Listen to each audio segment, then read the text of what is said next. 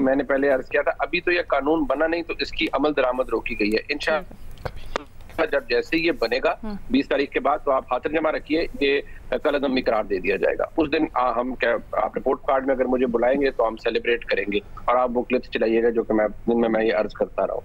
दूसरी बात ये है कि देखिए, जो इस्तिलाह इस्तेमाल की गई है या जो तरीकाकार इस्तेमाल किया है इज्जत माब की जस्टिस साहब की सरबराही में 8 रुकनी बेंच ने, वो एंटिसिपेटरी इंजंक्शन का है।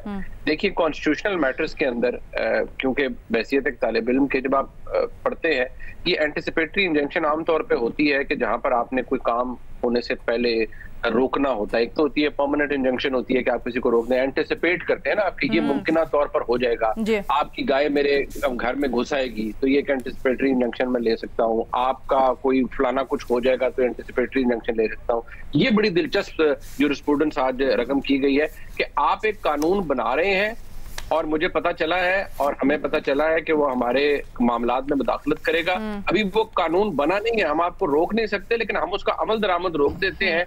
और वो इस सूरत में हम रोकते हैं कि उस पर अमल दरामद जब होगा नहीं तो आप हमारा कुछ नहीं बिगाड़ पाएंगे और अदलिया की आजादी कॉम्प्रोमाइज नहीं होगी। लिहाजा हम एक एंटिसिपेटरी इंजंक्शन इन्वोक करते हैं कॉन्स्टिट्यूशनल मैटर के अंदर और एक लॉ मेकिंग प्रोसेस के अंदर। अच्छा। ये कमाल जूरिस्प्रूडेंस रकम की है। 63A के फैसले के बाद चीफ जस्टिस साहब ने कमाल जूरिस्प्रूडेंस आज इस इंटरिम ऑर्डर के जरिए उन्होंने मुरतब की है। अब इसका रिजल्ट क्या निकलेगा? रिजल्ट बड़ा सादा है, there is no appeal against such interim order. ये ज़हन में रखिएगा, इट्स एन इंटरिम ऑर्डर। ये मामला चल रहा है, हुकूमत इसके बारे में कुछ भी नहीं कर सकती। ना हुकूमत इस कानून को बनने के बाद गजेट नोटिफिकेशन कर सकती है।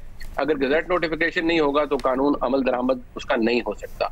लिहाजा इन ऑल इवेंचुअलिटी ये अब एक जो ड्राफ्ट था जिसको पार्लियामेंट ने कसरत राय से मंजूर किया, ये एक ड्राफ्ट ही रहेगा जब तक इसके ऊपर अदालत इसका फाइनल फेट नहीं बता देती। और बसद एहतराम, मैं अल्लाह करे मैं गलत साबित हूँ, लेकिन मुझे नहीं लग रहा कि मैं गलत साबित होऊंगा और ये कानून इसके हवाले से वो कहा जाएगा हसरत उन गुंचों पे जो बिन खिले मुरझा गए, तो ये बेचारा खिलेगा नहीं, उससे पहले ही मुरझा गए। अच्छा, थोड़ा सा ऑर्डर के ऊपर सवाल कर सकते हैं? सॉरी, सिर्फ एक छोटी सी चीज मुनीब, मुझे ये बताइएगा कि गवर्नमेंट ये कह रही है कि वो क्या वो कोई नया बिल ला सकते हैं अगर इन्होंने ये इस तरीके से इसको पॉज कर दिया एक तरह से?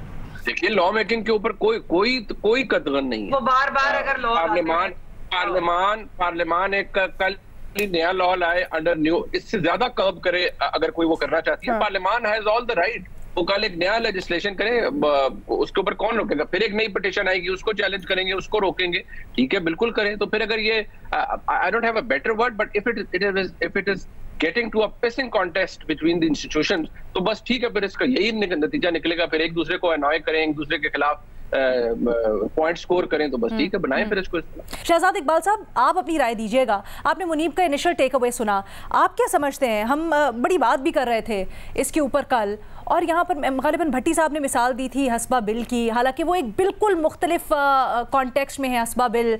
वो प्रेसिडेंट ने एडवाइस भेजी, उसके ऊपर फिर सुप्रीम कोर्ट ने अपनी एडवाइजरी जुरिस्डिक्शन इस्तेमाल करते हुए एक्शन लिया। इसका हस्बा बिल का इस 8 रुकनी बेंच या इसने जिस तरीके से सो मोटो लिया है उससे कोई ताल्लुक नहीं है। आज न सिर्फ वो नोटिस लिया गया बल्कि उसके ऊपर हुक्म इम्तना भी जारी कर दिया गया है जो पार्लियामेंट ने कानून साजी की। आप इसको किस तरह से देख रहे हैं?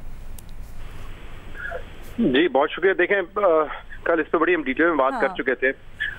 ये जो अमल दरामद से फिलहाल इसको रोका गया है और कहा है कि इसकी अमल दरामद नहीं हो सकती और फिर केस टेकअप किया जाएगा 2 मई को गालिबन तारीख दी है।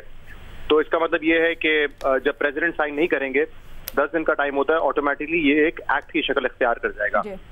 ये केस फौरी तौर पे टेकअप करने के लिए, जैसे अभी मुरीम ने भी बताया, कोई कह रहा है प्रीमेच्योर है, कोई कह रहा है एंटिसिपेटरी इंजेक्शन है। ये उसकी वजह यही है कि अगर ये कानून पास हो जाता तो जाहिर सी बात है उस कानून के मुताबिक चीफ जस्टिस ऑफ पाकिस्तान जो है वो बेंच नहीं बना सकते थे, वो फिर एक कमेटी होती जो कि बेंच बनाती। लेकिन चूंकि ये मामला पहले ही टेकअप कर लिया गया, जब ये कानून नहीं बना था तो चीफ जस्टिस साहब ने बेंच बनाया। वो जो बेंच बना 8 मेंबर्स का, उसके हवाले से ये बड़ा वाजे हो रहा है कि लाइक माइंडेड जजेस जो है उस पर बैठे हुए हैं।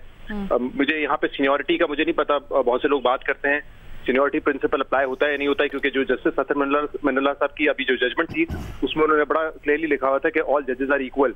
तो मुझे सीनियोरिटी का नहीं पता, लेकिन ये जरूर है कि अगर जो माजी में केसेस चीफ जस्टिस साहब ने भी कहा, जी लेकिन हाँ, मैं कह रहा हूँ वो इतना बड़ा इशू नहीं है। इशू ये है कि अगर क्या आप अपने लाइक माइंडेड जजेस को कॉन्स्टिट्यूशनल केसेस में, पॉलिटिकल नेचर केसेस में बिठाते हैं, तो उससे ये तासुर जाता है कि आप ना ट्रांसपेरेंसी शो कर रहे हैं अपने फैसलों में, ना आप उसमें फेयरनेस शो कर रहे हैं। तो ये मेरे ख्याल से ज्यादा इंपॉर्टेंट है। अगर ऑल जजेस आर इक्वल तो सीनियरिटी का इतना इशू नहीं होना चाहिए। तमाम जजेस जो है आई एम श्योर वो लर्नेड हैं और वो जानते हैं आइन को, लेकिन ये ज्यादा इशू बन जाता है कि क्या बेंच इस वजह से बन रहे हैं क्योंकि लाइक माइंडेड जजेस हैं, और ताकि फैसला जो है वो अपने मुताबिक लिया जा सके। ये मेरे ख्याल से एक बड़ा इस वक्त इशू है जो कि हमें सुप्रीम कोर्ट में देख रहे हैं। तो मुझे लगता है कि ये जल्दी इसीलिए टेकअप किया गया प्रीमेच्योरली, ताकि बेंच बन जाए इस पे और फिर इसकी अमल दरामद रोकी जाए। अब इसको जाहिर सी बात है आप मुस्तरद तो नहीं कर सकते, मुस्तरद तो उसी वक्त होगा जब कानून बन जाएगा, और 2 मई तक ये कानून बन चुका होगा, तो उसके बाद ऐसा लगता है कि इसको मुस्तरद भी कर दिया जाएगा। मुनीब साहब, आपसे मैं समझना चाह रही थी कि अदालत ने अपने ऑर्डर में कहा है कि पार्लियामेंट का इख्तियार नहीं है रूल्स एंड प्रोसीजर्स में मुदाखलत करना। सुप्रीम कोर्ट के आर्टिकल 191 ये इख्तियार देता है सुप्रीम कोर्ट को कि वो अपने रूल्स एंड प्रोसीजर्स को करे। तो क्या ये जो ऑर्डर में बुनियाद बनाई गई है ये दुरुस्त है? देखिए, अल्टीमेटली तो फैसला सुप्रीम कोर्ट ने ही करना है, लेकिन एक बात है कि आर्टिकल 191 की अगर आप लैंग्वेज पढ़ें तो उसके शुरू में लिखा आता है subject to constitution and law. Constitution बनाता है पार्लियामान। चलें 2/3 अक्सरियत नहीं है, कॉन्स्टिट्यूशन बना नहीं सकते, लेकिन कानून तो बना सकते हैं। अब उसकी जो इंटरप्रिटेशन है आर्टिकल 191 की, at the end of the day वो भी करनी सुप्रीम कोर्ट नहीं है और सुप्रीम कोर्ट ने ही बताना है। लेकिन जो हुकूमती साइड थी उनका आर्गुमेंट ये था कि नहीं, हम कानून बना सकते हैं और हम आर्टिकल 184(3) की जो हैयत है उसको नहीं बदल रहे, हम एक प्रोसीजर की बात कर रहे हैं और उसके अंदर एक चीज इन्वॉल्व कर रहे हैं जो कि शायद इतनी प्रॉब्लमेटिक नहीं होगी, और in normal course of event शायद प्रॉब्लम होगा भी नहीं, होता भी ना। लेकिन क्योंकि यहाँ पर इशू ये है कि हुकूमत एक ऐसा मामला जो कि कानूनी और आईनी है, खासतौर पर कि इलेक्शन 90 दिन में होने हैं, उससे हुकूमत डिविएट कर रही है और उसके लिए तावीलें पेश कर रही है। अब जारी बात है वो अदालत ने एक्सेप्ट करनी थी, अदालत ने एक्सेप्ट नहीं की, मामला आगे चला गया है। इस तरह हरिडली ये कानून पास किया गया, ठीक है, लेकिन वो कानून उसको बैकिंग हासिल है पाकिस्तान बार काउंसिल की, मुतअद्दिद बार काउंसिल्स की, और वाकई ये कहा जाता रहा है कि सुओ मोटो का इख्तियार, और ये सिर्फ बार काउंसिल्स नहीं बल्कि खुद सुप्रीम कोर्ट के जजेस भी ये कहते हैं कि ये मामला दुरुस्त होने चाहिए।